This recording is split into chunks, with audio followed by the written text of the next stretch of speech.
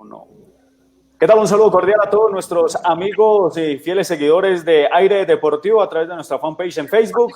Es un gusto tener la oportunidad de seguir compartiendo estos espacios de deporte acá a través de estas plataformas digitales. Es un gusto contar con nuestros compañeros panelistas y un gran invitado que más adelantico los estaré saludando. Quiero saludar primero que todo a don Álvaro de Jesús Pérez. ¿Cómo está? ¿Cómo le va?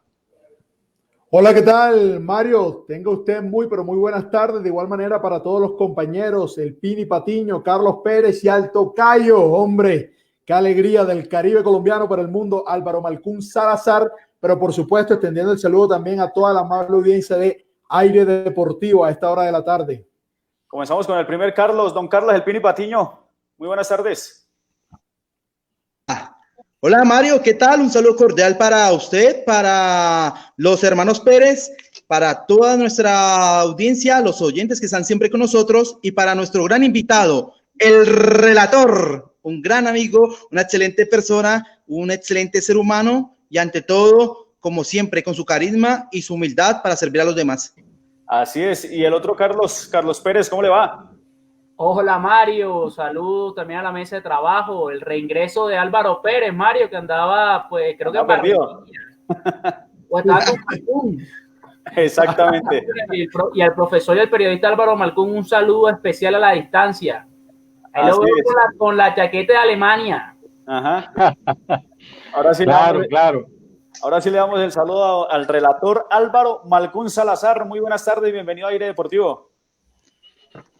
¿Qué tal, Mario? Buenas tardes para usted, a Carlos, el gran Pini Patiño, al tocayo Álvaro de Jesús Pérez y a Carlos. ¿Cuántos Pérez son? ¿Ah? ¿Cuántos Pérez y cuántos Carlos se cruzan ahí? Bueno, qué gusto, muchachos, para aquí, para compartir un rato en esta tarde un poco gris en la capital de la República, pero vamos a darle calor deportivo. Estamos dispuesto a tocar el tema que nos apasiona, que es el fútbol, la radio, todos esos temas. Exactamente. Bueno, primero que todo, pues en esta situación que estamos viviendo, en confinamiento, pues obligatorio en el tema de la salubridad que se está viviendo a nivel mundial, ¿cómo se encuentra usted, Álvaro, y cómo se encuentra pues su familia? Bueno, aceptando la realidad que estamos viviendo, no es nada fácil. Primero, suspendieron el fútbol a partir del mes de marzo, cuando llevábamos 8 fechas del fútbol profesional colombiano, pero hay una prioridad siempre que es la salud. Entonces siempre hay que someterse, ya cuando el destino marca el camino. Entonces no ha sido fácil acomodarse a esto, porque siempre uno esperando el fin de semana, que la transmisión, preparando los partidos, pero hay que someterse a la realidad y aquí estamos. En aislamiento total, solamente se sale cuando hay que hacer algo necesario, hay que cuidarse, muchachos. Exactamente, sí señor. Don Pini. Bueno, Malcún, teniendo en cuenta estos momentos caóticos que vivimos, esta complejidad en todo el mundo, ¿cómo se han ido preparando? ¿Qué ejercicios se ha elaborado para no perder esa calidad en el relato? Para no perder de cierta manera la memorización, la voz. ¿Qué ejercicios ha venido realizando en este tiempo, Malcún? Bueno, en ese aspecto, y qué buen tema para tocar, Carlos. Siempre uno trata de estar en actividad y lo principal en este momento, como hay poca actividad, lo primordial es la parte física. Mínimo, estar caminando uno, realizar algún ejercicio y estar preparándose diario a diario, porque nosotros en el tema del deporte tenemos que estar todos los días preparándonos a cada instante, leyendo la prensa, y hoy en día con el tema de las redes se facilita mucho, pero si de pronto nos toca narrar un partido, estamos listos, preparados para encarar el reto, Carlos. Sí, señor Pérez. Bueno, profesor Malcún, Álvaro, la pregunta va dirigida: ¿cómo usted ha visto este tema de la DIMAYOR con la implementación de los protocolos? ¿Ha visto que pronto, qué piensa usted cómo ha actuado este ente rector con la reanudación del fútbol colombiano? Otro buen tema, gracias Carlos. La verdad que no ha sido fácil. Primero, por la división que hay en el fútbol profesional colombiano entre los clubes e infortunadamente a la DIMAYOR llegó un político, el caso de Jorge Enrique Vélez, para ir paso a paso tocando los temas. De verdad que ofreció tantas cosas y yo no sabía que tenía un recorrido enorme Jorge Enrique Vélez en la política. Imagínense ustedes, fue gobernador encargado en el gobierno de Juan Manuel Santos del departamento de La Guajira, donde tiene también aspiraciones al Senado, representante a la Cámara, en fin, un recorrido enorme en la política, y yo creo que el señor Vélez enredó a la mayoría de directivos del fútbol profesional colombiano. Tanto que él prometió, y creo que mañana, hoy, a las 12 de la noche, se está cumpliendo un plazo que él ofreció, el caso de la plata de la televisión internacional. Vamos a ver, ojalá aparezca ese dinero. Y lo otro, reitero, mucha incoherencia, mucha división en el fútbol profesional colombiano. Mire que entró a chocar en primera instancia con el gobierno. Tuvo que recular el presidente Jorge Enrique Vélez y tratar de acomodarse, porque primero, el gobierno es el que manda, por lo menos en los estadios. El único equipo que tiene estadio propio aquí es el Deportivo Cali.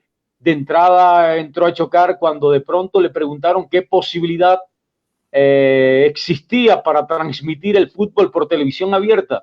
Él de inmediato le dijo al ministro, no, yo le mando la factura, dándole a entender que eso costaba mucho dinero. En fin, mucha división en el fútbol profesional colombiano, y por eso cada día se ha alargado más. Esta mañana le escuchaba una entrevista en Caracol. Él dice que aproximadamente el fútbol está iniciando en el mes de septiembre. El fútbol profesional colombiano ya les toca en la asamblea del próximo 27 de junio mirar qué sistema de campeonato, si se juega un solo campeonato hasta el mes de diciembre. Esperemos a ver y ojalá aparezca la plata. Bueno, tocayo, hablando específicamente de lo que ha sido su carrera como relator. Hombre, vamos al génesis de todo esto. Álvaro, ¿de dónde nace esa pasión por el relato? Y una pregunta bastante concisa. Usted ha jugado en la capital de la República. Sabemos lo que significa para un caribeño costeño triunfar en la ciudad de Bogotá. Eso es tremendo, eso no es fácil, eso es un camino bastante laborioso. Te quería preguntar, tocayo, entonces, sobre tus inicios, de dónde nace tu pasión por el relato, tus referentes en tus inicios, y que nos cuentes un poco cómo fue llegar a la capital y triunfar, ganarte un espacio entre los grandes. No, otro buen tema, por eso al inicio les decía que hay mucho material para tocar en esta tarde capitalina. Bueno, los inicios en la radio, yo llego a Bogotá en 1987. Vivía en la ciudad de Bucaramanga. Pero desde muy pelado, muy pequeño, me gustó siempre la narración en el colegio.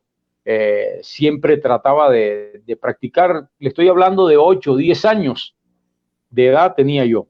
Me gustaba siempre. Yo incluso armaba mi grupo deportivo.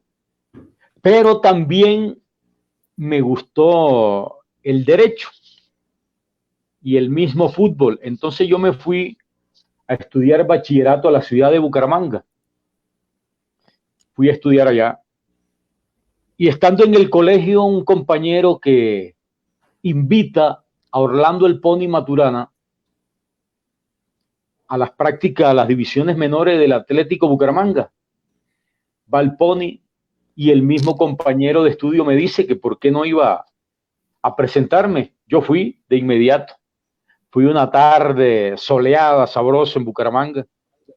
Me recibió un técnico de nombre Lassi de Jotero. Él jugó fútbol profesional por allá en los finales de los 60 y 70.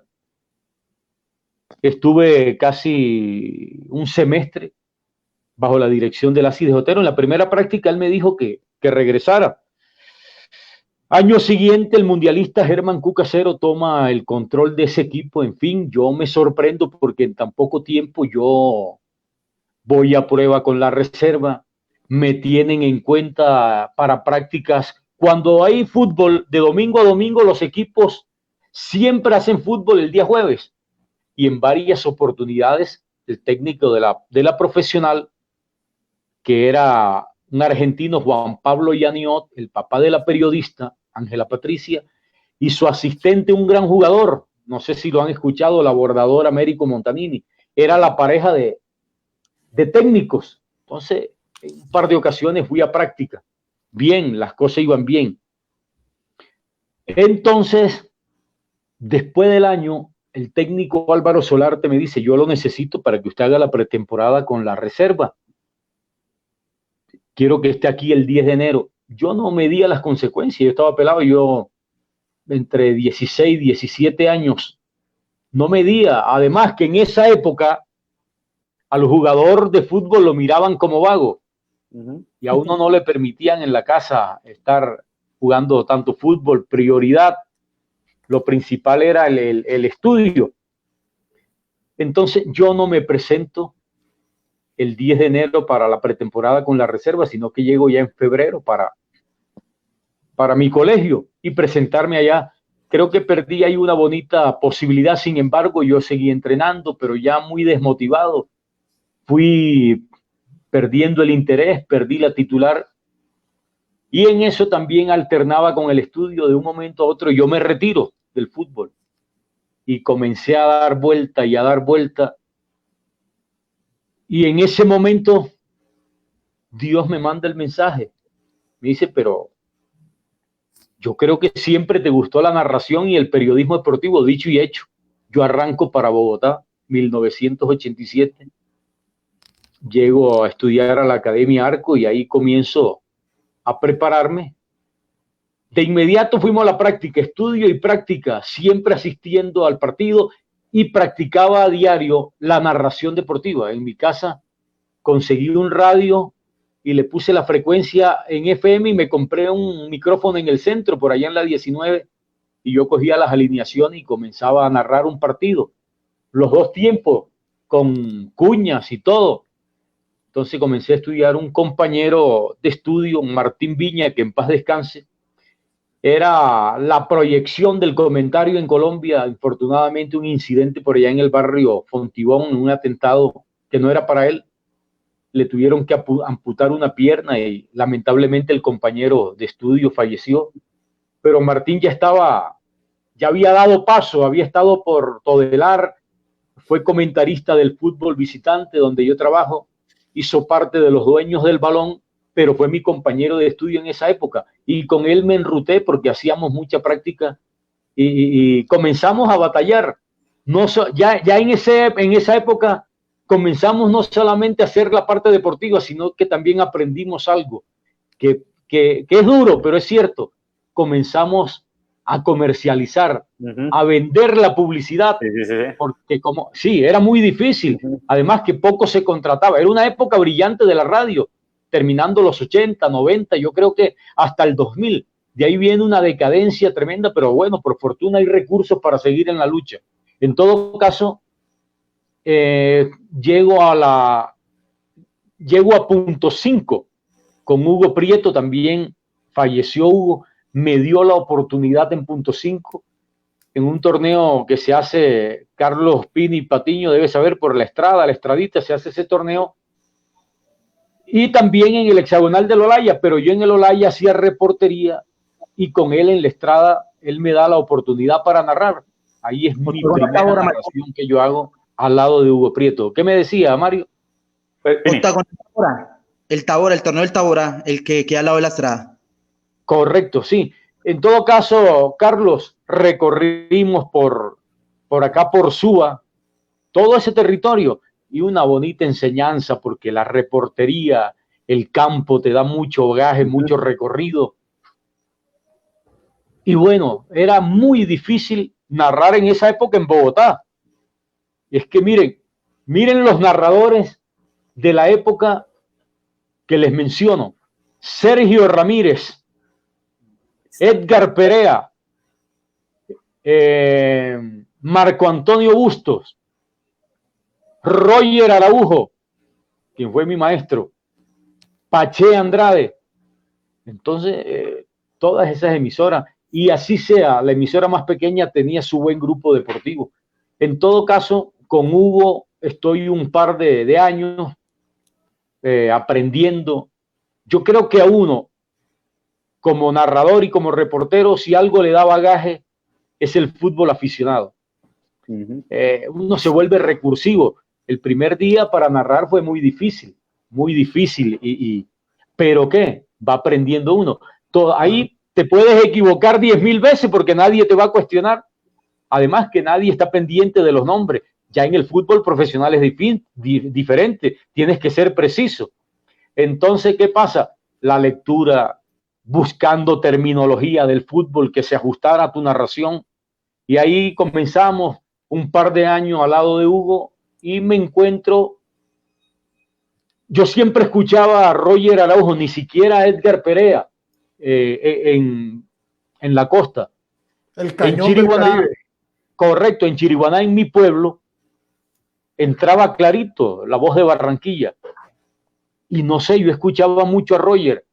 Y a Roger tengo la fortuna de conocerlo acá en Bogotá. Yo me le presento y le digo, vea, compadre, yo siempre lo escucho a usted. Yo estoy aquí incursionando en los medios. Y bueno, ligamos.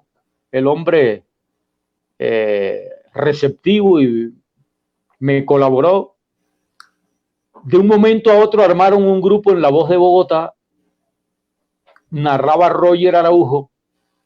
Humberto Salcedo Jr. Estaba como voz comercial Campo Elías Tavera. En fin, un grupo muy bueno. En La Voz de Bogotá duramos un año completico en La Voz de Bogotá. No sé qué pasó con el grupo de Radio Continental, el grupo de la básica. En todo caso, los que estábamos en La Voz de Bogotá nos llevaron a Radio Continental. Por fortuna conté con el respaldo de Humberto Salcedo y con el respaldo de Roger y ellos logran meterme por nómina en Todelar, en Radio Continental. Entonces, yo cubría Santa Fe y cubría otro compañero millonario. Ese estuvo Nelson Asensio, que hace parte del Gol Caracol. Estuvo Giovanni Gutiérrez. Estuvo Jaime Vélez, Javier Tolosa. En fin, después llega un talentoso a la radio que para mí, uno de los más grandes con los que he trabajado, que se llama Jaime Ortiz Alvear. Jaime dura un par de años también en el grupo de Radio Continental. Eso fue en el año 1995. Ya en el 97 se va Roger, se va Humberto Salcedo y llega Johnny Romero, el espectáculo del gol, al lado de Charles Figueroa. Ya las cosas no eran igual, porque se va parte del combo mío. Entonces llega Charles con otro sistema y no sé, no me acomodé mucho, pero a la vez ya sentía que necesitaba narrar porque había hecho unos partidos de la Copa Concasa en esa época, que era la segunda división. Estuve con Iván Rojas, que era comentarista del grupo, con Nelson Asensio, y narramos varios partidos del torneo de ascenso. Pero cuando se va Roger y se va Humberto, yo pienso también en buscar mi rumbo. Entonces, un compañero que tenía el fútbol en Radio Capital, Daniel Molano, hoy en día vive en Estados Unidos, me dice, yo quiero que vayas a trabajar conmigo para que vayas a narrar, pero no hay plata, te voy a dar 4 cupos. Sí. Yo le dije, bueno, no hay problema. Hay 4 cupos, no hay problema, bueno. Yo me retiro de Todelar, paso la carta de renuncia. Y al mes me dice Daniel Molano, bueno, alista el pasaporte porque nos vamos para Bolivia. 1997, Copa América. Copa América, claro, en territorio boliviano. Yo alisto mi pasaporte, me voy, él me dice cómo es el tema también me mantiene lo de los cupos en el fútbol colombiano y en evento internacional. En la época no era un mal negocio porque se vendía demasiado la publicidad, así fuese el medio más pequeño, pero tenía salida. Tenía más auge la radio. Sí, claro, una fuerza tremenda. Por eso les digo, Mario, que así fuese el medio más pequeño, todo el mundo tenía su grupo deportivo. En el Campín eran 15, 17 transmisiones de fútbol y todo el mundo en su cabina. Nada de, bueno, como no había televisión, no había forma de doblaje. En todo caso, al mes y medio estábamos viajando a Bolivia, la base era en Santa Cruz de la Sierra. Ahí duramos casi todo el tiempo. Colombia fue a jugar un partido frente al equipo boliviano, nos tocó ir a La Paz, durísimo ese viaje, pesado. Entonces, en fin, para resumirle, todo un éxito en un medio pequeño como Radio Capital, la transmisión en un evento internacional, mi primera salida prácticamente, muy bueno, pero resulta que el compañero como que perdió el respaldo económico y se pierde la posibilidad de seguir en el fútbol colombiano. Entonces, lindo que quedé yo sin trabajo. Sí, claro. Ni fútbol local ni nada. Entonces, en Colmundo Radio estaba, creo que ustedes lo conocen, el indio Esteban Cuatindoy, el narrador. Sí, señor. Él era el director de deportes y narrador de Colmundo. Me llama un día y me dice, ¿te quieres ir a narrar a Ibagué? Yo le dije, bueno, depende. Entonces me dice, hay un sueldo, no es mucha plata, pero te van a pagar un sueldo. Te van a dar cupos, como 3 cupos en el fútbol, 3 cupos en programa. Entonces yo dije, bueno, es una bonita oportunidad para seguir narrando porque ya había despegado prácticamente. ¿Qué buscaba? Recorrido, training, dele, narrar y narrar. Cuando a los 15 días viene el Tolima a jugar con Santa Fe, entonces él me dice que le narre ese partido porque él no puede. Entonces viene la gente de Ibagué, hablo con ellos, con el profesor Álvaro Ariza y cuadro todo. Yo le dije, antes del 12 de octubre yo estoy en Ibagué, me fui para Ibagué. Allá duré, eso fue en el 97 en octubre. Ya había pasado Copa América en junio, julio, agosto, septiembre y parte de octubre, 3 meses y medio sin trabajar. Entonces yo arranco para Ibagué, 97, mes de octubre, y yo estoy toda esa época, una plaza difícil para la venta, pero algo se vendía, algo se vendía.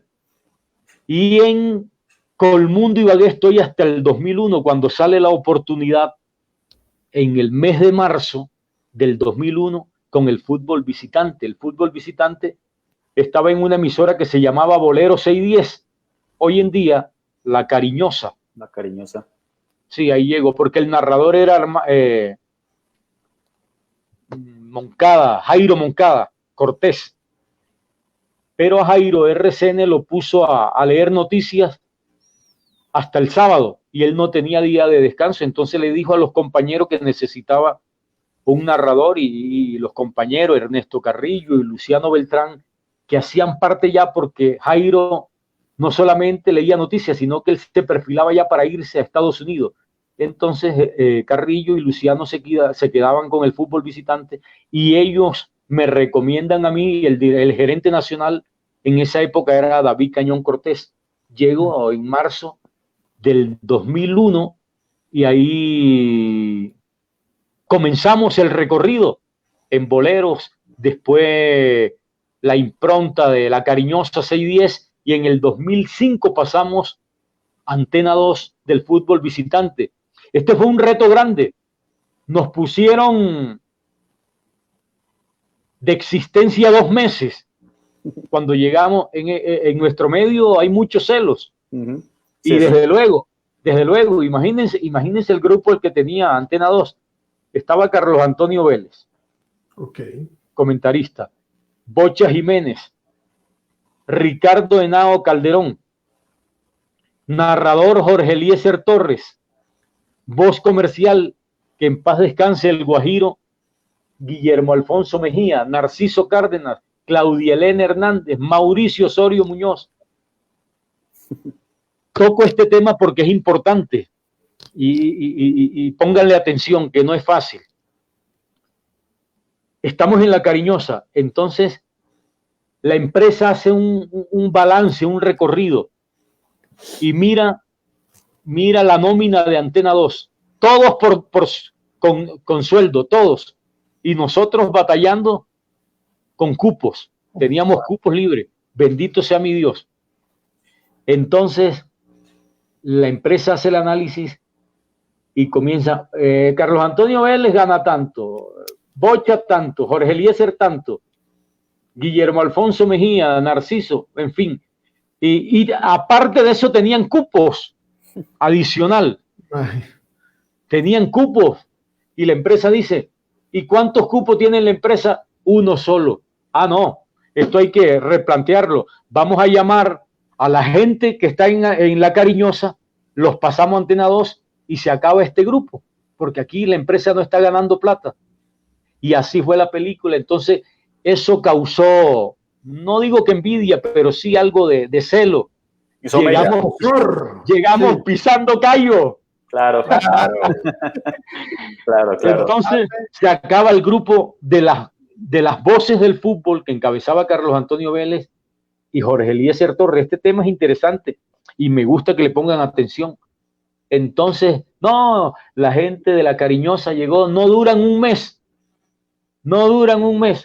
Bueno, yo voy para 20 años narrando el fútbol visitante. En marzo del 2021 nunca había tenido una para, ya ante lo que estamos viviendo no se puede hacer nada, pero ya en marzo del año entrante estoy cumpliendo 20 años con Antena 2, donde hemos estado desde el hexagonal del Olaya, Copa Esperanza de Tulón, Copas América, eliminatorias, mundial, en fin, en varios eventos, gracias a Dios, y ese es el recorrido y del fútbol visitante, donde, ¿qué les digo? Cuando no había televisión, eso era una marca impresionante. Resulta que en el Campín, ustedes lo saben, en el Campín 15 emisoras transmitiendo, por ejemplo, Millonarios Nacional, y nosotros arrancábamos para Barranquilla, Junior Santa Fe. ¿Se imaginan la sintonía de la época? La única emisora, la única que acompañaba a los equipos capitalinos. Ya la televisión sí nos quitó demasiado, pero sin embargo seguimos sobreviviendo, ahí seguimos en la pelea. Ese es el recorrido, Tocayo. Una reseña, Tocayo. Y tocó temas importantes allí. Y quiero comenzar con uno que es el tema de los cupos, ¿no? Porque en muchas ocasiones las academias, las universidades, en cierta medida no les muestran ese espectro a los estudiantes que pues, se están enfocando en el tema de periodismo, pues enfocados más hacia el tema deportivo, y que usted bien lo toca, y es que hay que vender cupos, ¿no? ¿Cómo fue esa transición y cómo hacer para poder pues, garantizar un poco de economía en este sentido en los que trabajan en radio, relator? Claro, Mario, no, el tema, como yo he estado en las dos facetas, yo no puedo menospreciar el tema de los cupos. Yo sé que no es fácil, porque si uno estudia periodismo o comunicación social, la idea es que lo contraten a uno. Pero si existe la posibilidad de que esa persona tenga la vocación de venta, les voy a resumir en una sola palabra: ante la adversidad y lo duro, pero están condenados al éxito. El que tenga esa vocación, porque en la radio no se está contratando. Tenemos que vivir la realidad. En la radio hoy en día no se contrata. Y reitero, el que tenga esa vocación no es fácil, no es lo ideal, No estoy diciendo que comparto con eso, pero como me ha tocado, como lo he vivido, y no voy a echarle tierra a eso porque me ha dado mucho fruto el tema he estado por nómina, pero ¿cuánto te ofrecen? ¿Cuánto es el sueldo que ofrecen hoy en día? Pero si uno tiene la capacidad, la vocación, la virtud de meterse en ese medio, yo desde que me encuentro con Hugo Prieto, y le voy a hablar de fecha, desde 1993, y vi cómo era el tema, dije, no, aquí hay que meterse en el tema de las ventas, que no es lo ideal. Miren, en esa época, Iván Mejía trabajaba en Radio Melodía, e Iván Mejía compraba el fútbol, y él mismo lo comercializaba. Y hoy en día lo hace Weimar Muñoz, creo que ya se retiró, Oscar Rentería, Mao, el doctor Mao, en fin, Oscar Restrepo Pérez era una amenaza vendiendo la publicidad. Y otra cosa, en las empresas de radio, el ejecutivo de cuenta no vende el fútbol tenemos que venderlos nosotros. Eso está clarito. A mí me ha tocado en los últimos años encarar el tema en la política y yo mismo estoy ofreciendo mi publicidad. Bueno, por fortuna tengo un recorrido y siempre lo reconocen a uno, pero dando la cara siempre, porque el ejecutivo de cuentas, si la publicidad no es una campaña gigante, ellos no le paran bola. Y entonces, ¿qué pasa? Las empresas dicen, no, el fútbol no se vende. Nos toca a nosotros enfrentar la realidad que estamos viviendo en la radio deportiva. Hay otro tema y quiero pues robarle turno a Pini, y hablando acerca de esos pioneros que usted tuvo como en el tema del relato, ¿cuál es su estilo? ¿De dónde sacó ese estilo y que conocemos hoy en día, que lo escuchamos en RCN Antena 2 y pues que ha implantado usted a la audiencia, relator? Mario, uno siempre como narrador, y creo que lo charlamos alguna vez frente a RCN, uno siempre se apoya en alguien, tiene el formato de alguien. Y a mí me gustaba siempre como narraba Roger Araujo.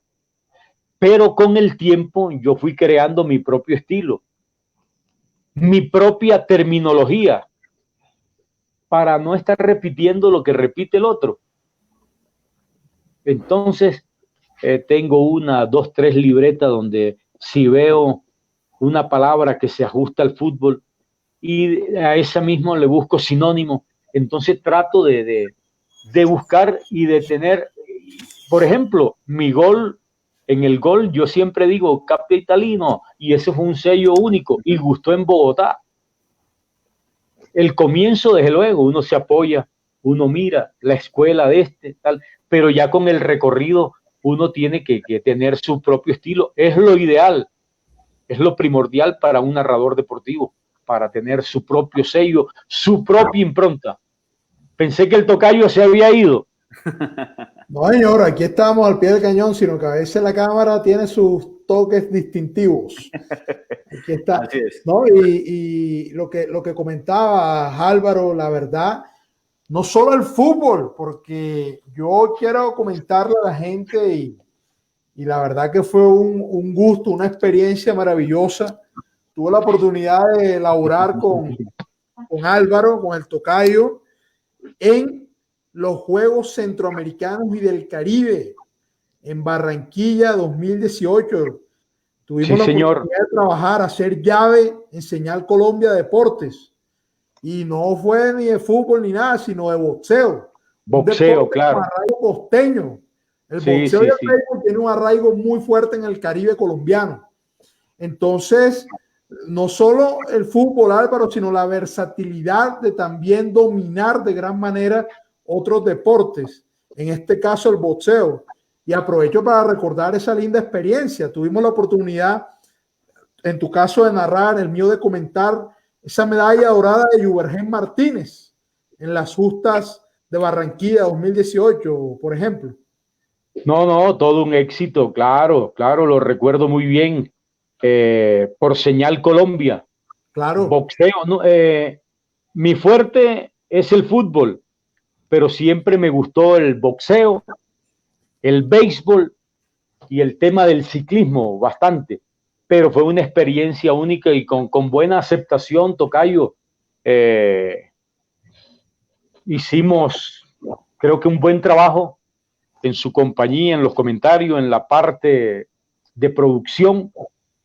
En fin, que fue una bonita labor la que realizamos en Señal Colombia, narrando el boxeo, uno de los deportes que más triunfo le ha dado al deporte colombiano, si uno se apoya por allá desde 1972, cuando Kid Pambelé, Antonio Cervantes Kid Pambelé, gana su título en Ciudad de Panamá frente a Peppermint Fraser. Sí, Ahí comienza, es la apertura del deporte colombiano en el boxeo. Alguien tituló en esa época, Antonio Cervantes Kid Pambelé, el que enseñó a ganar a Colombia. Después viene otra época dorada de Rocky Valdés, que le tocó enfrentar a un monstruo boxeador como Carlos Monzón. En la época de Eliezer Julio, que logró una medalla en Seúl en 1988, para hablar también de Miguel Happy Lora, de Ricardo, de Prudencio Cardona, de Miguel Maturana, de más atrás de Caraballo. En fin, yo creo que en esa época evocamos una época brillante del deporte como es el boxeo, tocayo, y hicimos una buena labor y resaltando desde luego todo ese recorrido de los boxeadores grandes que tuvo el boxeo colombiano. Sí, señor. Antes de que vaya Pini, un primo mío escribe, Edson Francisco Guaqueta, dice: saludos a uno de los mejores narradores, Álvaro Malcún Salazar. Hombre, muchas gracias, un abrazo para él y gracias. Estamos aprendiendo. Seguimos aprendiendo. Sí. La dinámica de la vida, sí, señor. Sí, no, la experiencia de la vida es la que te va marcando el camino. Ahí no hay nada que hacer. Y en el documental ese que publiqué hace poco, sí, señor. Digo que siento algo, que cuando estoy narrando me siento adentro de la cancha. Claro. Tengo que ser reiterativo. Como jugué al fútbol, lo practiqué bastante y siempre desde muy pelado con el radio en el oído. Entonces es una pasión, eso lo vive uno y eso no se lo quita a uno nadie. Pini. No, Malcún, algo que nos caracteriza y que recuerdo mucho, que la persona que le dio la oportunidad a Malcún fue la misma que me dio la oportunidad a mí, y que aparte muchos narradores tuvieron la oportunidad de salir. Por ejemplo, Xavi Delgado, que estuvo con Antena 2, y Mono Murillo, Carlos Roberto Cruz, empezaron con Hugo Prieto Rodríguez. Asimismo, pues, muchas experiencias y muchas anécdotas con Malcún, como lo contaba. Me gusta mucho Malcún, que toma el tema del fútbol aficionado y lo hace referencia, porque Malcún, es muy difícil narrarle a los niños. Es muy complicado porque se repiten los números, porque no te dan bien la alineación, mientras que cuando pasas al estadio ya tienes todo sincronizado, ya te dan todo para poder narrar. Quiero que nos cuentes un poco de tus anécdotas narrándole hacia los niños, tú en busca de las alineaciones, que iba a empezar el partido y que no tenían todos el número, que te decían, espere, que falta uno por llegar. Eso en primera medida. Y segundo, que nos cuentes un poco acerca de lo que fue esa experiencia del primer partido que Malcún Salazar relata en la cabina del estadio Nemesio Camacho y Campín. Claro, el primer punto es importante, el tema del fútbol, de los jóvenes, del fútbol aficionado. Yo le apuesto mucho a eso porque aprende uno demasiado. No, es un mar de nervios. Así, yo sé que se puede equivocar uno 20 veces, 30 en un partido, pero uno desde el momento que está buscando la alineación, que uno no tiene la numeración. Entonces, para el narrador lo principal cuando llega al escenario, cuando tiene las nóminas, hay tranquilidad. Así está en el estadio, así sea fútbol profesional, fútbol internacional. Cuando el narrador tiene las nóminas, no hay problema. Listo. Entonces, imagínense, uno iniciando va quemando muchas etapas y el comienzo no es fácil, pero le va dejando uno esa experiencia, ese recorrido en como dice Jorge Álvaro Peña, el potrero. Claro. El fútbol de potrero, ese es el que te va curtiendo, el que te da la experiencia. Entonces, es muy bonito estar siempre y con al lado de Hugo Prieto disfruté mucho y tengo una anécdota buena con Hugo. Antes de ir con el otro punto, Pini, del partido, del primero que hice en el Campín, resulta que salíamos de, ¿cómo es que se llama el sitio donde se juega en la Estrada, Pini? El estadio del Tabora. Del Tabora. Entonces, desde las 7 de la mañana en el Tabora. Entonces, terminábamos transmisión y listo para el hexagonal del Olaya. Entonces Hugo a mitad de camino para y me brinda una empanada. Entonces yo le digo, no, viejo Hugo, a mí me da comida de peso, hermano. Yo no. A mí no me vaya a salir con... A mí no me vaya a salir con una empanada porque allá en el Olaya es de 1 a 4 o 5 de la tarde. A mí me da comida de peso. Y él no me podía ver a mí porque siempre me decía, como él pertenecía a Cor Cundinamarca y yo pertenecía a Cor Bogotá, donde me encontraba, hey, Malcún, comida de peso, comida de peso. Entonces, esa es una de las anécdotas que tengo con Hugo, que en paz descanse, que murió trágicamente después de regresar de Barranquilla, de un partido de la Selección Colombia. El otro tema, el primer partido en el estadio de Nemesio Camacho El Campín, Martín Alirio Viña, del compañero que le hacía referencia, él tenía los deportes en Voz de Bogotá, narraba Rubén Guzmán, y yo hacía camerino, yo cubría siempre los entrenamientos del cuadro Independiente Santa Fe. No sé qué le pasó, Rubén no llegó, pero a uno le tiran la bola de candela faltando, porque si yo sé con 2 horas que Rubén no llega, vaya y venga. Pero a mí prácticamente cuando están saliendo los equipos, me manda Martín el mensaje. En el Campín antes, cuando uno cubría, que hacía camerino, uno se quedaba en el partido prácticamente en la parte de abajo. Entonces él me manda el mensaje con el técnico que suba porque Rubén Guzmán no llegó.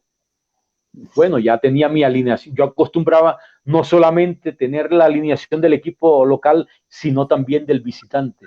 Y el visitante era Envigado. No eran muy conocidos. Si uno va a enfrentar a Nacional, yo sé que en esa época del 90 y pico tiene la base. Si está Chonto Herrera, que estaba Luis Carlos Perea, Gildardo Gómez,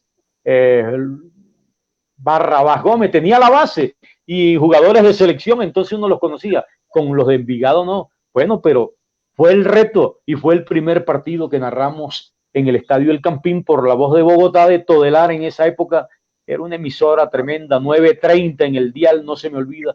Fue el primer partido de Independiente Santa Fe, del León Indomable, como le digo yo, frente al equipo envigadeño. Pérez. A Carlos. Álvaro. Denmele chance a Carlos Pérez porque... Sí, señor. Bueno, yo hace 2 preguntas porque no he hablado nada. La primera pregunta, Álvaro, tiene que ver con que hemos aquí entrevistado a gente que se ha dedicado al fútbol aficionado y ellos siempre han comentado de que el fútbol aficionado tiene problemas con la corrupción, que con el tema de que los niños los sueños, que te vaya a un equipo y termina con un chorrebaba. ¿Qué tanto ha afectado eso a la formación y al desarrollo de este fútbol aficionado? Lo segundo es que también aquí hay un tema que se toca en el programa, que es el tema de la diferencia aquí entre Europa y Sudamérica con respecto pues a las selecciones, por Mundial, porque sabemos que usted sabe que el último Mundial que ganó Sudamérica fue Brasil 2002. Entonces, para ver cuál es para usted cuál es esa diferencia que nos está matando, en tanto los europeos que nos tienen una ventaja y nos bailan en cada evento que nos enfrentamos contra ellos. Carlos, buen tema. No solamente el último que acabas de tocar, sino lo primero, que es el tema del fútbol aficionado, porque Hoy en día hay mucha pasión por el fútbol. Hoy es diferente. Antes a uno le pegaban, lo obligaban más a ir al colegio y lo separaban prácticamente del fútbol. Hoy en día no. Hoy los padres llevan de la mano a los 7, 8 años con tal de meter a su hijo en una escuela, pero infortunadamente mucho vivo en esto del fútbol y me ha tocado vivirlo como conoce uno, como también estuve vinculado en todo ese recorrido y mirando cómo es el tema, cómo se maneja lo de selección de departamento, selección Atlántico, selección Valle, selección Bogotá, selección Santander. Hoy en día parece mucho vivo en el fútbol. Entonces, esa tal convocatoria donde llaman, por ejemplo, les voy a poner un ejemplo muy claro.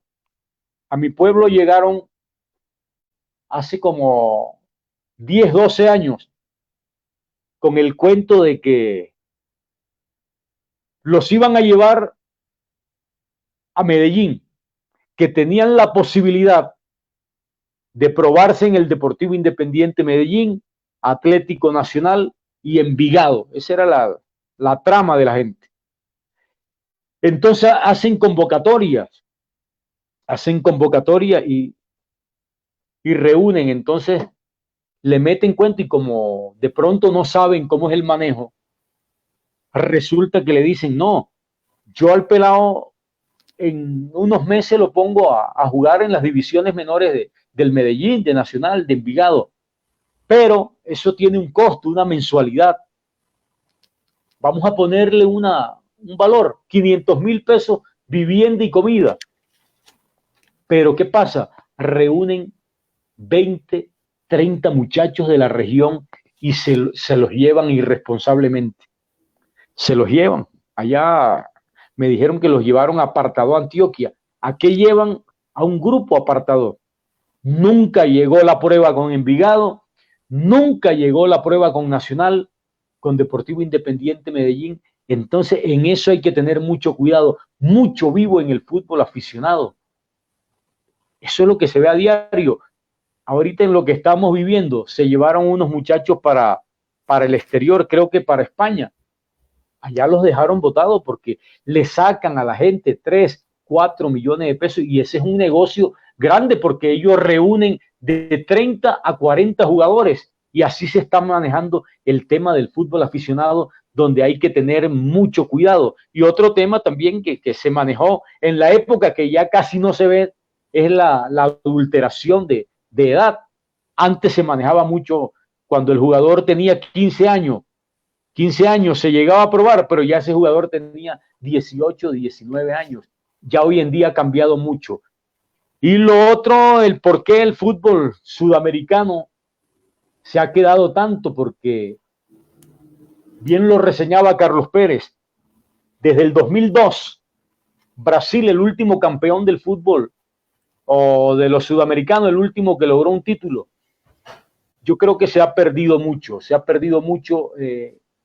Hoy en día los equipos, Brasil, Argentina, que exporta demasiados jugadores, pero lo disfrutan más en España, los disfrutan más en Italia, en Inglaterra, y son jugadores que duran 8 meses.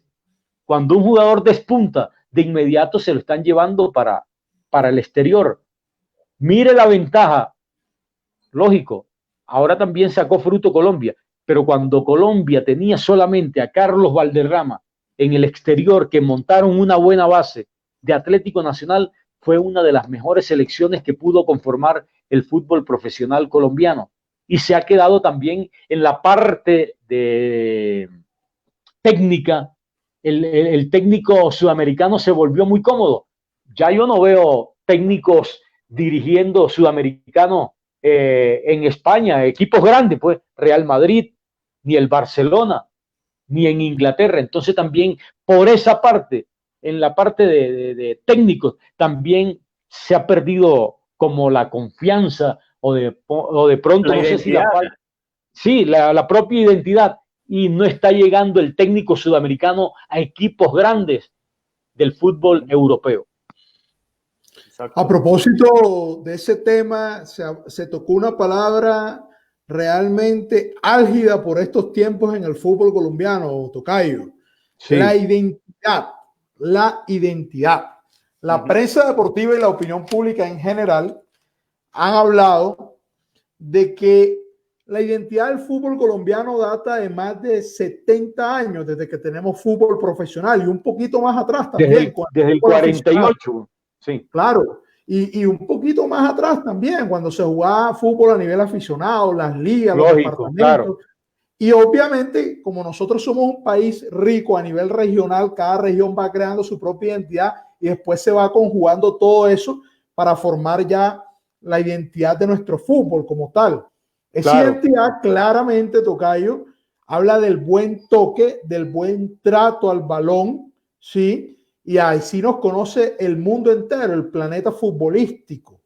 Ahora, llega un técnico europeo totalmente con la antítesis de lo que es la forma de jugar nuestra, la forma que sentimos, el sentir, ¿verdad?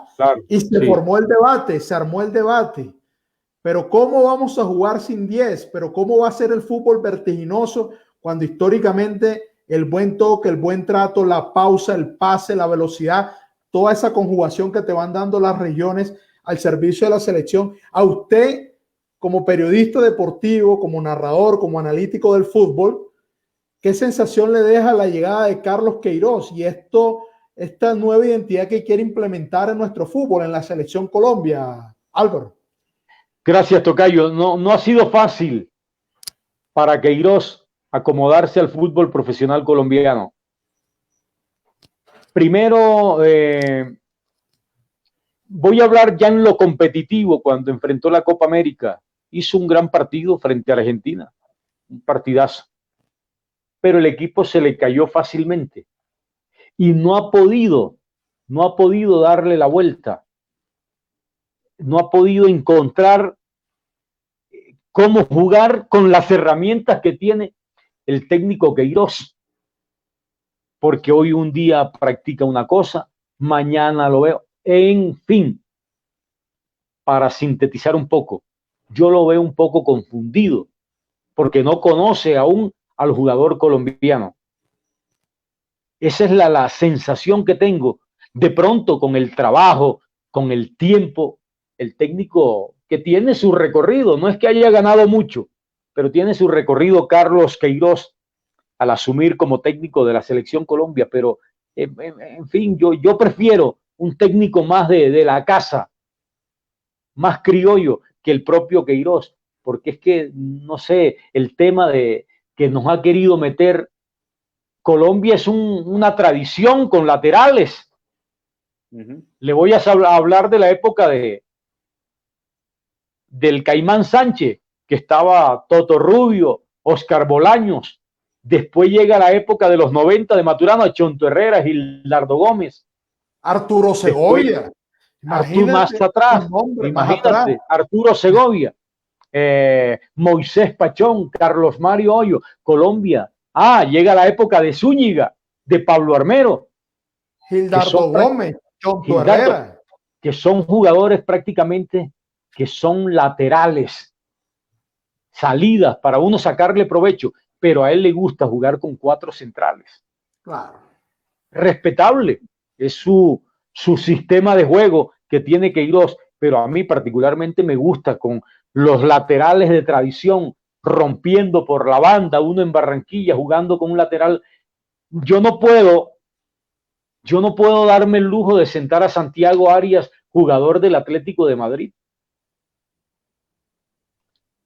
Por ejemplo, él prefiere a Estefan Medina, que es más, así juega en México como marcapunta, pero Estefan es un back central, un zaguero centro.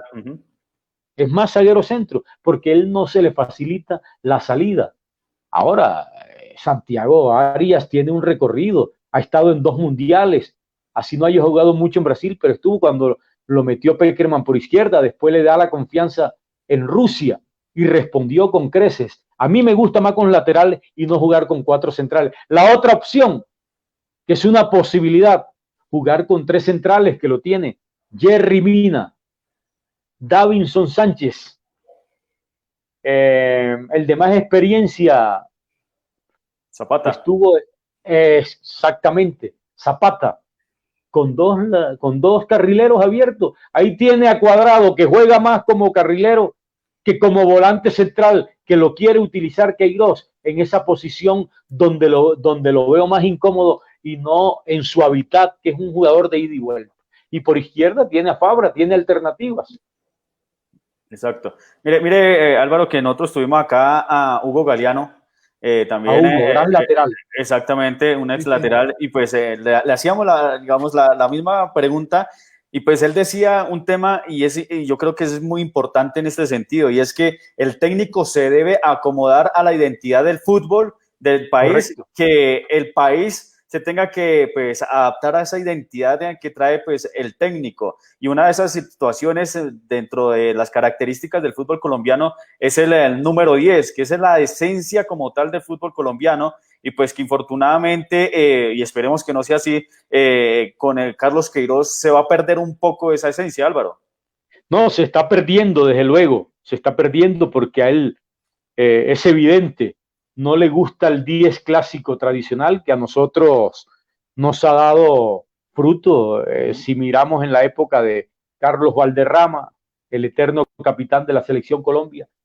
Lo de James no es un volante, estamos de acuerdo, no es un volante de creación, es un mediapunta que hizo un gran mundial en el 2014 y la mejor posición se la encontró Peckerman a James Rodríguez cuando lo puso detrás de Teófilo Gutiérrez jugando como mediapunta, pero ahí exacto, tiene el 10 para disfrutarlo.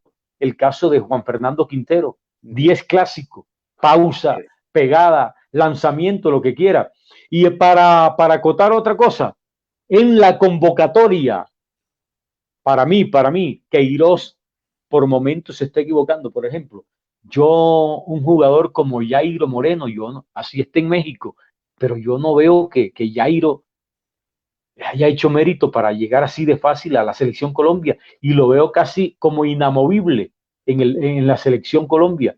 Es un jugador que estuvo por aquí en Equidad, en el Deportivo Independiente Medellín, pero no sé si es lateral o es volante por izquierda, no sé. En todo caso, que el técnico lo tiene como uno de sus preferidos a ese jugador que estuvo aquí en el equipo asegurador.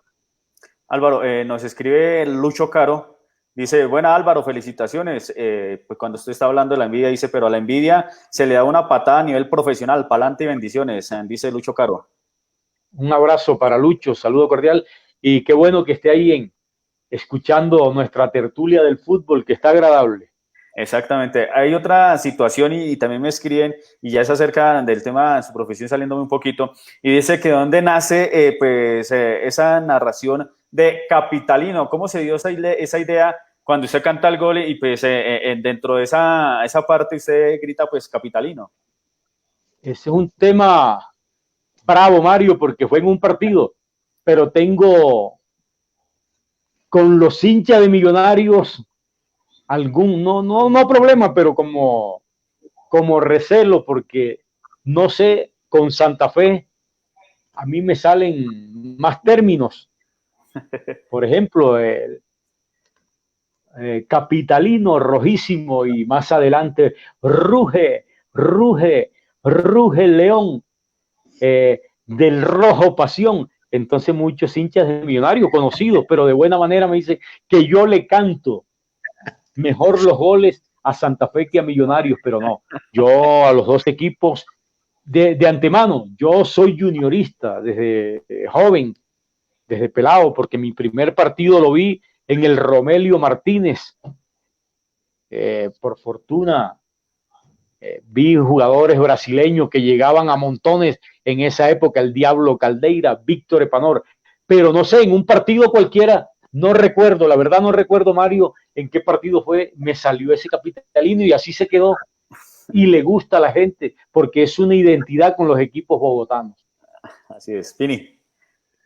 Mario, aprovechando y siguiendo el lineamiento, cuando Alvarito Malcún nos tocaba el tema de la selección Colombia, me gustaría saber, de lo que ha visto, de lo que ha podido narrar Alvarito, cuál es su once ideal de la selección Colombia. Y también me gustaría... De todos los tiempos, Pini. Sí, señor, su 11 ideal de la Selección Colombia. Por eso, de todos los tiempos. Sí. Oh, una pregunta brava. Lo pone a pensar. No, pero vamos acomodándonos. Listo. Claro que sí.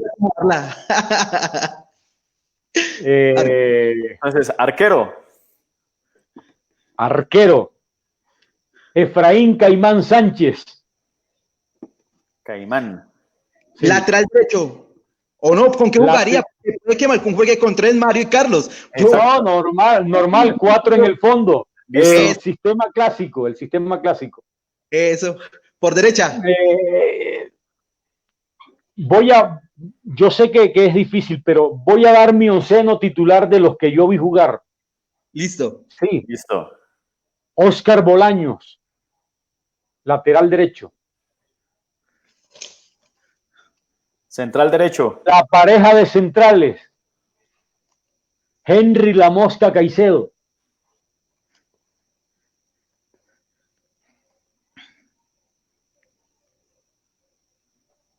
Segundo central. Está aquí dura la cosa. Alexis Mendoza. Ojo, que no me estoy acomodando porque sea de Junior. No, bueno. ¿Alguno? Lateral izquierdo, Jesús Toto Rubio.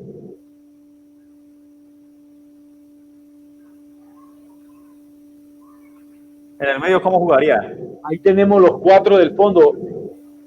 ¿Cómo quieren? ¿En la época de los 70 con 3 volantes y 3 delanteros o 4-2-2? Uy, no sé. Este juego bonito. Mira, Malcún, es tu nómina. Usted es el técnico.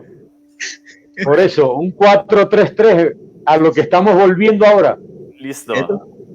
Bueno, vamos a ver. Vamos a meterle aquí un revulsivo, un cambio a esta nómina. Volante central. Está difícil. Volante central. Voy a poner a Leonel Álvarez. Por derecha, Freddy Eusebio Rincón.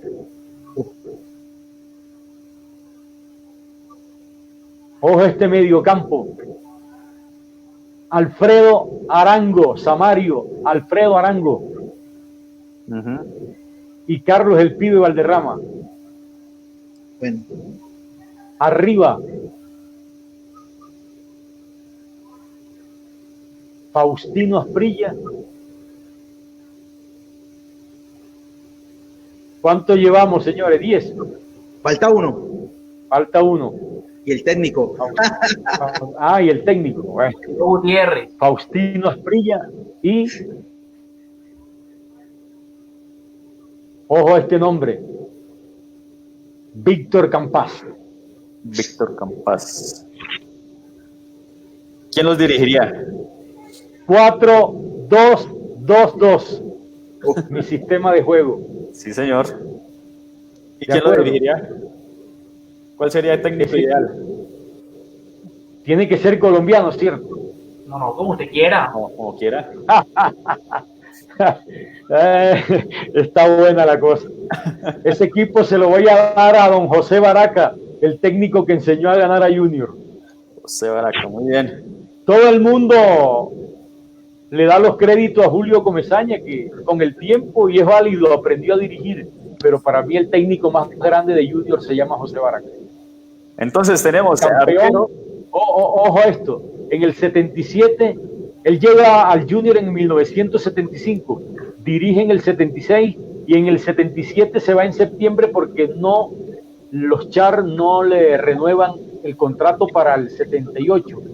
Y Juan Ramón Verón, el papá de la Brujita, termina como técnico jugador dirigiendo el equipo y es campeón Junior en Bogotá por primera vez en 1977, ganando en Bogotá con goles de Camilo Abelardo Aguilar y el caballo César Lorea. Y después regresa en el 80 y vuelve a sacar campeón pero ya con Miguel Ángel Converti, con Tutino, Carlos Molinares, Omar Alfredo Galván, Verdugo, Miranda, de la base, Toto Rubio, Oscar Bolaño, Juan Carlos del Ménico, el más grande arquero que ha llegado al fútbol colombiano. Grábense ese nombre, jóvenes. Juan Carlos del Ménico, el tocayo, como conoce la historia, debe saber del arquero argentino que llegó a Junior. Claro, tapaba sin guantes también, el loco del Ménico. Claro, el loco también pasó por River, por Newell's Old Boys de Rosario. Claro, es que él se va, después del 80 se va a River. Claro. Y ahí termina prácticamente su carrera con el Junior de Barranquilla. Para mí, la época más grande del Junior fue esa, cuando llegó José Baraca al equipo Tiburón. Profesor Malcún, una pregunta. Señor. He tenido siempre la curiosidad, bueno, cuando uno hace los 11 titulares, ¿usted se imaginaría una vez jugando a este Valderrama y Quintero, el que juega en River? No sé. Una belleza. Claro. Uf. Es que ustedes no vieron a ese jugador. Yo tuve la fortuna cuando yo llego a estudiar a Bucaramanga, veo a Alfredo Arango. Él fue un jugador samario. Por eso lo pongo el maestro, por eso lo pongo al lado del pibe, porque para mí fue más grande que el pibe Valderrama. Lo vi jugar en el 76 en Bucaramanga, después se va a Junior en el 77 y es campeón. Ya había logrado el título en el 68 con el Unión Magdalena, el único título que tiene el equipo samario, el único título. Ahí jugó el maestro Alfredo Arango.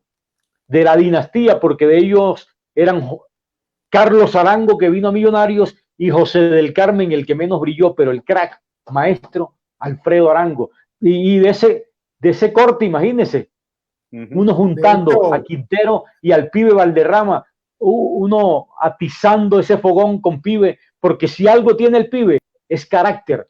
El pibe tuvo un primo, Didi Alex Valderrama, mejor que él, pero le faltó un poquito de carácter. Lo que tenía el pibe le faltaba a Didi, que lo compró Junior en 1985. Fue la transacción más cara en esa época de Didi Alex Valderrama. Qué jugadorazo.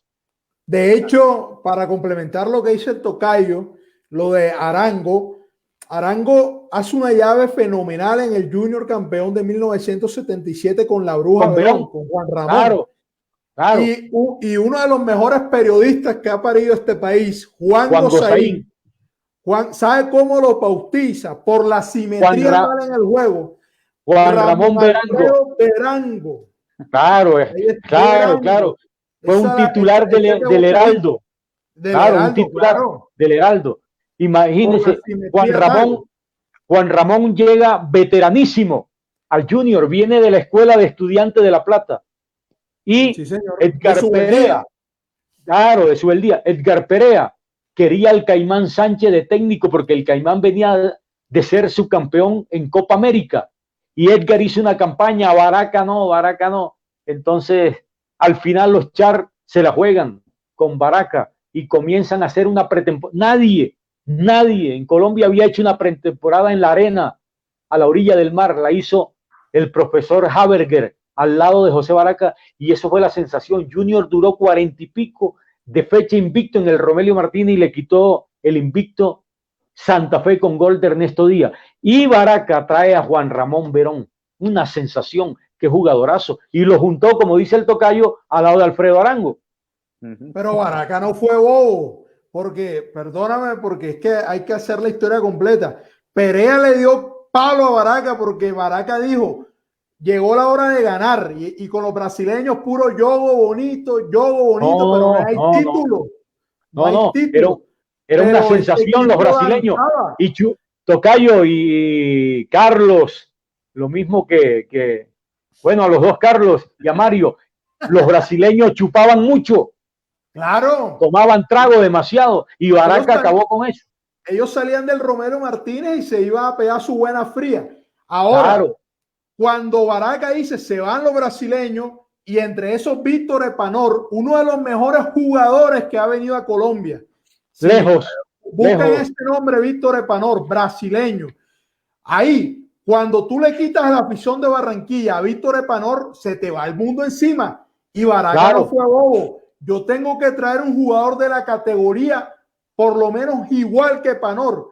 Y se trae a Juan Ramón Verón de Argentina, ya veterano, campeón veterano. de 1000 batallas con Estudiantes de La Plata. Y ahí Claro. logró emparejar el tema con Víctor Epanor. Solo que con Verón llega la primera estrella y todo fue alegría en la afición barranquillera. Quería hacer ese complemento, Tocayo, pero nostalgia que se cae una lágrima. Claro, no, le comentaba a los muchachos que para mí fue la época más brillante del Junior de Barranquilla. Ese Junior era inmenso, un equipo acostumbrado a ganar en el Romelio, donde llegara el Junior de Barranquilla. Incluso tengo una anécdota, algo de los... He presenciado dos momentos tristes en el fútbol. En 1981, grábense esta fecha, jugaba Bucaramanga y el Junior de Barranquilla en el estadio Alfonso López. Voy a retroceder, hacía parte de las divisiones menores. Buscaba, esa vez se jugaba hexagonal, Bucaramanga buscaba la clasificación y jugaba con Junior. En todo caso, a las 10 de la mañana el estadio se llenó, full, y la gente tomando trago. Recuerdo que pitaba un árbitro bogotano, Eduardo Peña, y hubo una simulación de un jugador y el árbitro señaló saque de meta, 5,50, y el jugador de Bucaramanga pensó que había pitado penalti. En todo caso, la gente comenzó a tumbar las mallas y la policía no pudo contener esa avalancha. Detrás del estadio Alfonso López queda el batallón Caldas. Llegó el ejército y el ejército no come cuento, llegó disparando. Registraron que murieron 4 hinchas, no señor, murieron más de 20 personas ese día en el estadio. Yo, pelado, lo único que hice fue tirarme en la tribuna. El único estadio que tenía cabinas en la tribuna de Oriental era el Alfonso López. Y ahí pegaron balas de fusil. Eso fue una tragedia que se vivió un 11 de octubre en el estadio Alfonso López. Y la otra parte triste del fútbol, transmitíamos el partido de Colombia frente a Camerún, cuando murió el jugador africano en pleno estadio, en la Copa de las Américas. Defoe, correcto. Ahí murió cuando el jugador se desplomó. Parecía un cementerio el estadio de Gerland, eso fue en Lyon, y de verdad que fue un momento triste del fútbol, otra faceta negra, porque ver desplomar a un deportista no es nada fácil. Transmitíamos ese partido de la Copa de las Américas. Colombia había logrado el título en el 2001 y va a jugar ese torneo de Copa Confederaciones Copa de las Américas. Copa Confederaciones. ¿Cómo es que es el nombre del campeonato? Copa Confederaciones 2003. Copa Confederaciones, correcto. Copa Confederaciones. Ese episodio gris del fútbol que me tocó vivir, lo de Bucaramanga y lo de en territorio francés. Pini. No, Malcún, qué grande, en serio, lo dejamos sin palabras con la victoria. Y después de haber conocido también su alineación. Oye, Pini, estas son las charlas buenas. Sí, claro. Claro, historia del fútbol, hablar de la radio, lo que uno ha vivido. Entonces, leyéndonos del libreto. Lo llamaron, se salió de la transmisión Álvaro Malcún. Entonces, qué buena señal, ¿no? Claro. Yo no conozco, siendo sincero, hay como jugadores de los que dijo el profe Malcún del Once, hay dos que no. Exacto, no sé si Pérez y los internautas que están conectaditos alcanzaron a tomar bien pues la alineación que pues bien Pini le pidió a Malcún del 11 ideal de la selección Colombia, y él la dijo. En el arco tenemos a Caimán Sánchez, Efraín el Caimán Sánchez, lateral derecho tenemos a... Chacho, ya regresamos, qué pena. Tranquilo, Álvaro, estamos hablando aquí, dándole a conocer a los internautas la alineación que usted hizo de la selección histórica para usted de la selección Colombia. Entonces estamos hablando de Efraín El Caimán Sánchez, está Óscar Bolaños, lateral derecho, Henry Caicedo, Alexis Mendoza y Jesús el Toto Rubio. Esa es la zona defensiva. Exactamente. En la zona del medio está Leonel Álvarez, Freddy Rincón, más adelantico Carlos Valderrama con Alfredo Arango y pues en delanteros Faustino Altino Asprilla con Víctor Campas. Ese es mi 11 titular. Y lo dirige José Baraca. Tocayo. Hombre, Es que ese técnico. Yo le quería decir a Álvaro que hay mucha gente, porque mire, Tocayo, aquí hay una realidad. Yo estos días escuchaba, yo sigo en las redes a Iván Mejía, una persona polémica, pero conocedora, con un caudal de conocimiento gigante. Bastante, nadie le va a negar, lo mismo que Carlos Antonio, ¿sí? Mal haríamos nosotros en ya mezclar otros temas diferentes al conocimiento sobre el juego como tal. Y los millennials, los centennials, no todos, yo no puedo meter a todos, pero decían, hombre, pero Caicedo, o otros decían Segovia. Mira, hubo un jugador que para muchos también fue mejor que Valderrama. De pronto sí lo vio Álvaro. El maestro Jairo Arboleda. Sí, lo vi poquito, indisciplinado, pero un jugadorazo. Pero desde Cali decían que era un fenómeno. Indisciplinado sí era, que lo iban a buscar al burdel, a los bares, lo sacaban para jugar, pero era una maravilla los que lo vieron jugar. Claro. Entonces a veces no nos podemos quedar, no con esto estoy diciendo que James, Falcao son unos monstruos, sí, pero no nos podemos quedar con que como si el fútbol hubiera nacido del 2000 para acá. No. Los dos Álvaro, hasta el mismo Willington Ortiz. Claro. Imagínate, me di el lujo de dejar por fuera a Willington Ortiz, qué pena. Por eso, que uno, pues, digamos, de la edad no pudo ver, pero uno que se tiene que documentar y debe documentarse en este tipo de sentidos. Estoy que saco a Víctor Campas y meto a Willington. Por eso, imagínese, digamos, la calidad que se tiene y que se ha tenido durante pues, el trayecto del fútbol colombiano y dentro de la selección, que pues hay muchos que creen que Pekerman hizo el fútbol en cierta medida con estos jugadores que tenemos en estos momentos, ¿no? Figurando a nivel internacional. Claro. No. Colombia siempre ha tenido buenos jugadores. Siempre. Yo vi muy poquito Víctor Campas, pero qué delantero por izquierda. No. Volvemos al tema de Ernesto Díaz, volvemos al tema de Alfredo Arango, volvemos al tema de la Mosca Caicedo al lado de Miguel Escobar en el Deportivo Cali. No, muchos jugadores, demasiado. Lo que pasa es que, Tocayo, para usted, Pini, no, tranquilo, Pini, adelante. Le quería preguntar a Malcún, ese amor que tiene y se le nota a Álvaro Junior, se brota demasiado. Cuando narraba una final de Junior y cuando perdía Junior, ¿era muy difícil recomponerse en ese momento? En el momento de la transmisión hay que ser profesional. Yo transmití el partido de Junior Equidad en el 2010 cuando hizo un gol extraño Carlos Vaca, John Biafara.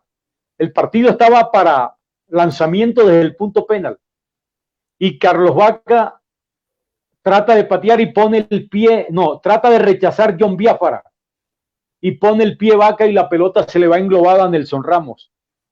Gol de Junior y Junior es campeón en el 2010. Me tocó también transmitir otras finales. No, ya a la hora de transmitir toca mano a mano. Yo no puedo negar, imagínense, 7, 8 años vi mi primer partido en el Romelio Martínez, conozco la historia de Junior, pero trabajo en Bogotá y le hago mucha fuerza a Santa Fe y a Millonarios. Uno se va encariñando. Yo viajé con Santa Fe 15 años, viajé con Millonarios 15 años, conocía sus directivos, sus técnicos, los jugadores. Entonces se va uno familiarizando con ellos y trabajando en Bogotá, desde luego. Yo le hago mucha fuerza a Santa Fe y a Millonarios. Entrega total en las transmisiones de fútbol.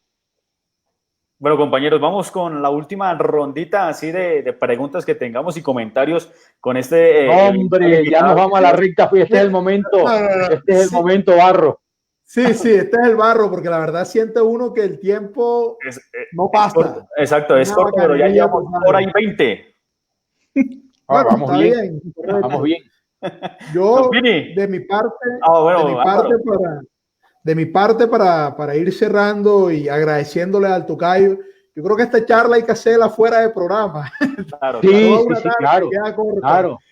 Ojalá en una cancha que Pini nos convoque y nos lleve, nos invite, que él conoce al Maracaná. Este es el heredero de Jorge Álvaro Peña.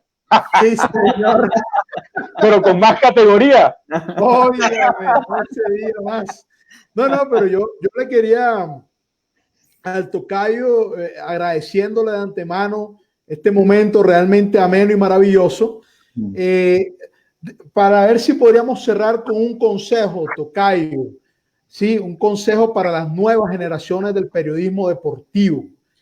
Hoy en día la juventud, en la cual pues yo me incluyo, porque yo me considero joven todavía, claro. Hombre, tocayo, se habla mucho de que todos quieren llegar al estrellato, a las grandes ligas, la televisión, la radio, pero sin hacer una escalera. Entonces, no sé usted, basado en su experiencia, ¿qué consejo le da a las nuevas generaciones del periodismo deportivo en nuestro país?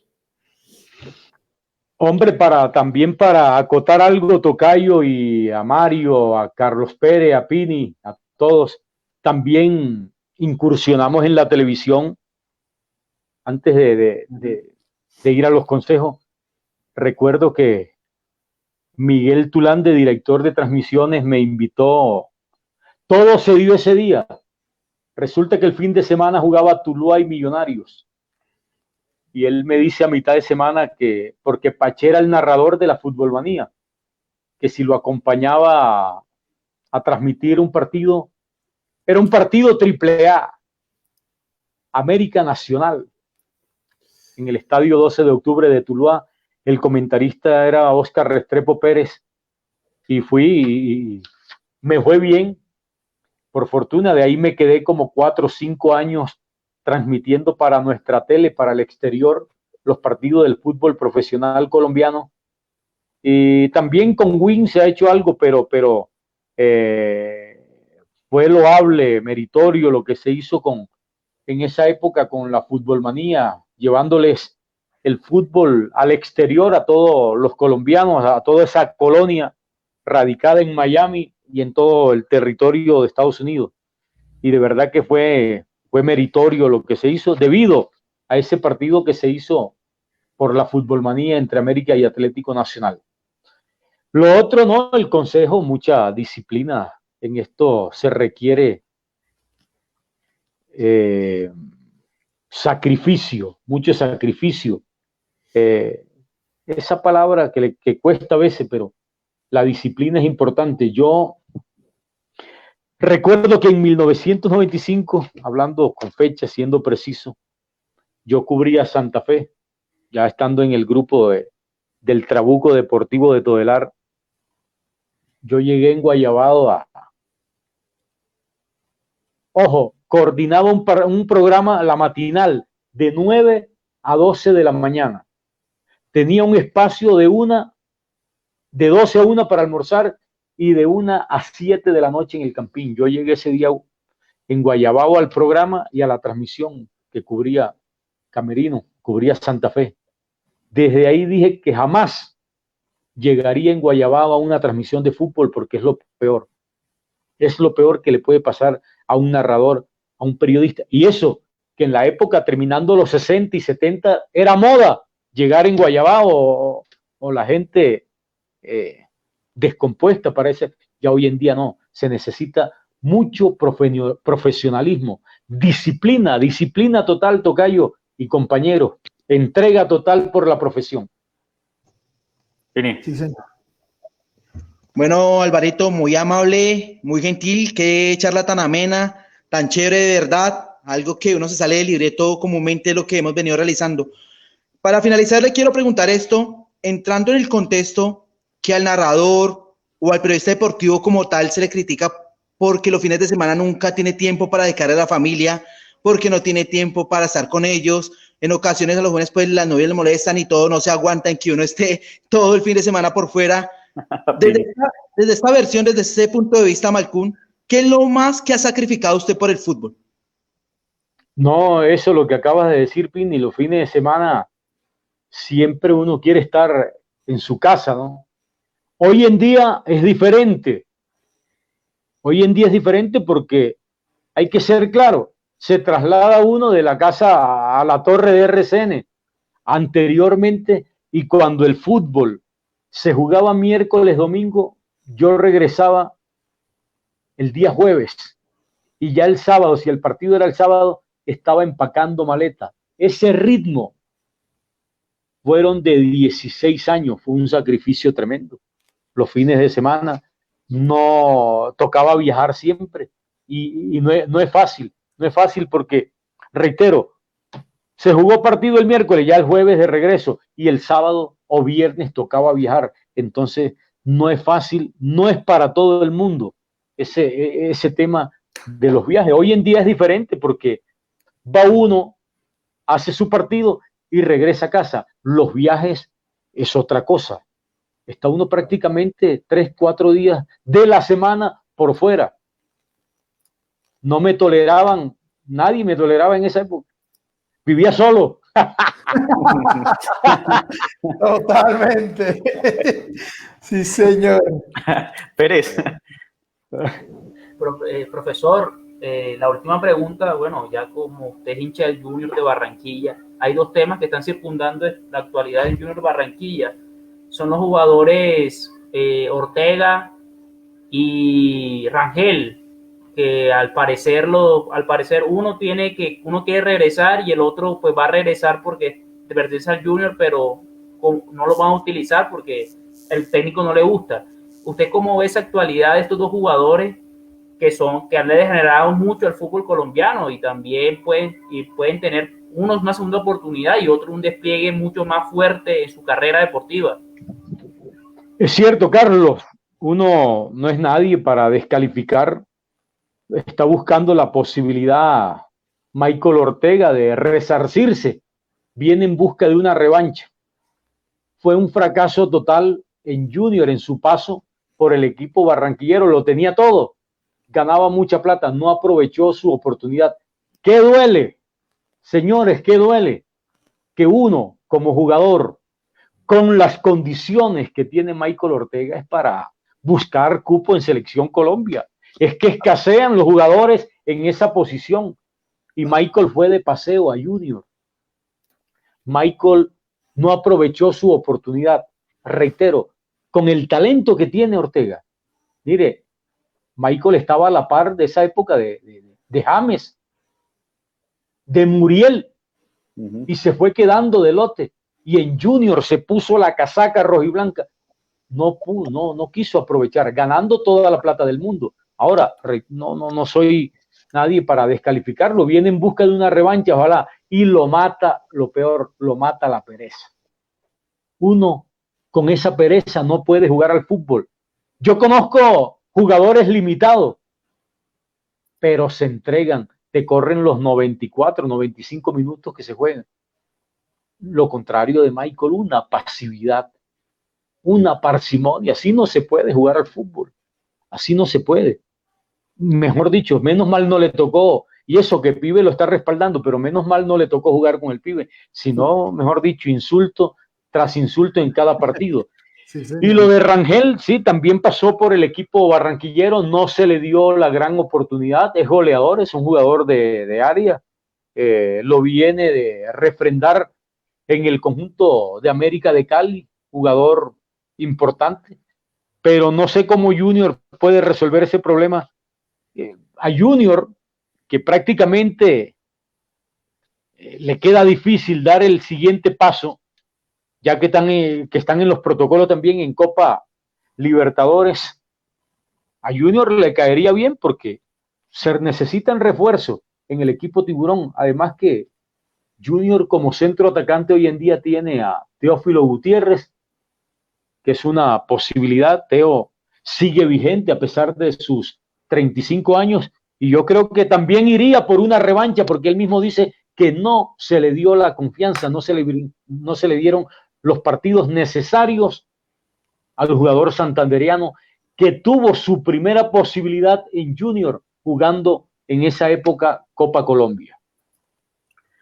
Bueno, relator, hay dos últimas preguntas, una que me la solicitan pues a través del interno y la otra que pues yo tengo, y es usted como seguidor, como amante, pues y fiel seguidor del Junior de Barranquilla y periodista, ¿qué le ha faltado al equipo Tiburón en las competiciones internacionales? Lo ha tenido todo, ha tenido jugadores, ha tenido plata, ha tenido dinero, ha tenido técnico, pero se queda colgado. ¿Qué le ha sucedido pues al Junior de Barranquilla en ese sentido? Sí, le ha faltado rematar. Lo más reciente, la final frente al Paranaense, cuando tuvo la posibilidad Harlan Barrera en el cobro desde el punto penal, que perdió la posibilidad, Junior era prácticamente el campeón. Hubiese sido bueno un solo título que ha logrado Santa Fe en ese evento en Copa Sudamericana.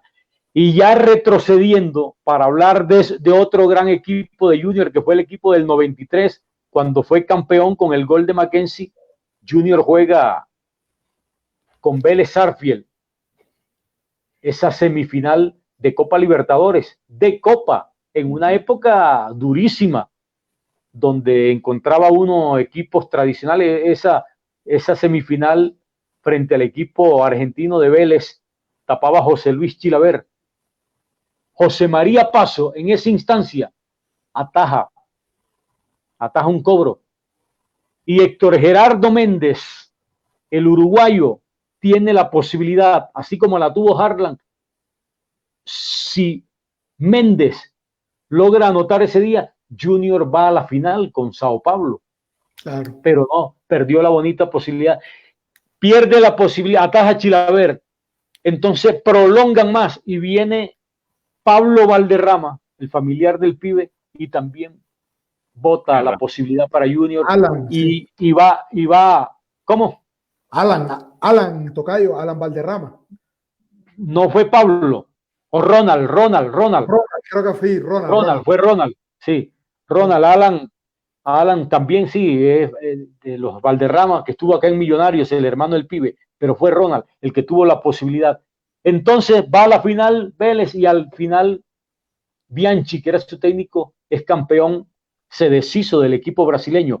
Lo más cercano que ha tenido Junior con un gran equipo era el equipo de Valenciano, de Pibe Valderrama, de José María Paso, de Héctor Gerardo Méndez, de Alexis Mendoza. Tenía Junior un equipazo.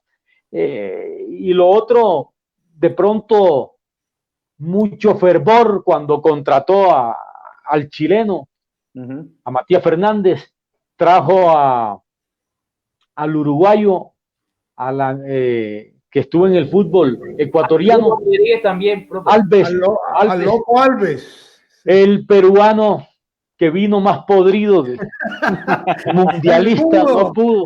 El mudo. Entonces, inversión hubo, pero no respondieron los jugadores, porque Junior le apostaba a ese equipo para ir arriba, bien arriba, pelear una posibilidad de una final en Copa Libertadores. Plata ha tenido Junior y tiene para invertir, pero en evento internacional le cuesta mucho al equipo Tiburón. Eso es lo más cercano, la final frente al Paranaense y semifinal frente al equipo argentino de Vélez Sarsfield, que al final fue el campeón en 1994 bajo el mando de Carlos Bianchi. Bueno, antes de cerrar, nos hacen una pregunta interesante acá. Dice Ana María Goretti Arenas Franco. Dice, felicitaciones a todos los periodistas. Les quiero preguntar si en algún momento, yo creo que esta va pues a Álvaro, algún momento de su vida han comentado o narrado fútbol femenino aficionado y ahora el fútbol profesional femenino. Gracias. Les dejo la tarea a todos. No dejen de lado al fútbol femenino y ustedes los medios van a crecer el fútbol femenino en todos los senderos de Colombia a nivel local y nacional. Relator. Que si hemos transmitido, sí. Sí, señor. Sí, claro. Tuve la fortuna de transmitir por la señal de RCN. Lo que sí no recuerdo qué evento era, pero era Selección Colombia frente a Canadá. No solamente un partido, se hicieron varios partidos, claro, del fútbol femenino. No recuerdo si era un suramericano o mundial. En todo caso, Colombia estaba presente y por fortuna hicimos ese evento a través de la señal de RCN. Claro, con mucho gusto. ahí está la tarea entonces para Pini, para Álvaro de Jesús, para Pérez, que pues transmitir. Yo también tuve la oportunidad de transmitir con una emisora comunitaria la final de Independiente Santa Fe Huila en el Estadio El Campín, cuando pues el primer torneo de fútbol femenino que se hizo en ese sentido. Entonces, pues... Mario, sí, y en Win varios torneos de liga, aficionados, sí, claro, de Bogotá, Cundinamarca, Valle. Yo le transmití muchos partidos a una jugadora sensacional que tienen en el América, Linda Caicedo. Linda Caicedo. Claro, la recuerdo muy bien, sí, se me escapaba. Varios torneos de liga hicimos a través de la pantalla de Win Sports. Sí, exactamente, sí, señor. Bueno, y la última pregunta también que aquí está, Fabián Fajardo dice que no se puede desconectar sin escuchar un gol cantado por usted y del más glorioso Independiente Santa Fe, me dicen ahí. Nos van a poner a cantar gol. Sí, señor. Bueno, que le cantes un gol al rojo. Aunque mira, Álvaro, tú tienes Señor. la chaqueta de Alemania y hoy se conmemoran 30 años del 1-1 en el Giuseppe Meazza, el gol de Claro, el gol de Fede Eusebio Rincón. Claro. Yo trabajaba en un negocio de juegos electrónicos. Claro. Administraba en la Jiménez con Novena. Y vi ese partido. Ese día no se me olvida. El de Alemania-Colombia. Partidazo que, a propósito, tuvimos la fortuna de verlo en estos días por la pantalla de la señal del Gol Caracol. Eso es uno de los partidos memorables del fútbol colombiano que dejaron vestigio, mucha historia. Sí, señor. Entonces va a complacer a razón. Vamos, tocayo, un gol ahí, cañón. A media máquina. Eso, como... Listo. Nárralo, tocayo, el de Freddy. Vamos a complacer al hincha, tocayo, ¿no le parece? A Santa Fe, sí, claro. Sí, el gol del título, sí. Después de tantos años, el gol que consiguió Copete. Ese partido, yo lo hice por radio, y resulta que RCN Televisión transmitía en esa época los partidos, pero Win los volvía a pasar. Entonces, en ese partido lo grabamos después de haber jugado la final, los grabamos también por la señal de Win, o sea que lo hice en RCN Radio y por televisión.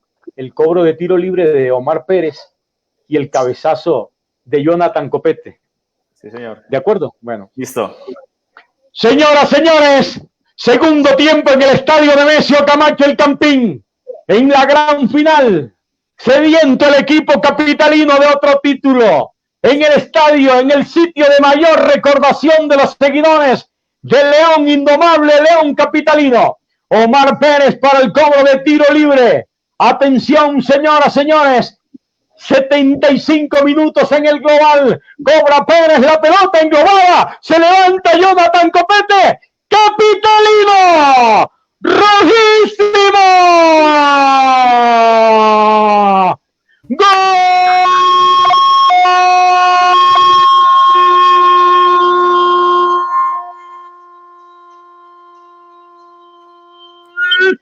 ¡De Santa Fe! Jonathan Copete para frentear la pelota, señoras y señores, en el sitio de mayor recordación. Ruge, ruge, ruge el León para celebrar el hincha del Rojo Pasión en el estadio Nemesio Camacho El Campín. Cerca Santa Fe del título después de 37 años. El León Indomable en busca de otra estrella, señoras, señores. Ahí está. Un aplauso, pues. ¡A Tocayo! Tocayo, vamos. Gracias, muchacho. Chiriguaná, diría Jorge Eliezer Torres. Chiriguaná, aquí está tu hijo. Exactamente, sí, señor. Así va a cantar el gol de la final de la Copa América. Fíjalo, Colombia-Argentina. El otro año en el Metropolitano lo va a cantar. Oh, así sea, Carlos. Así sea, Carlos. Ahí está.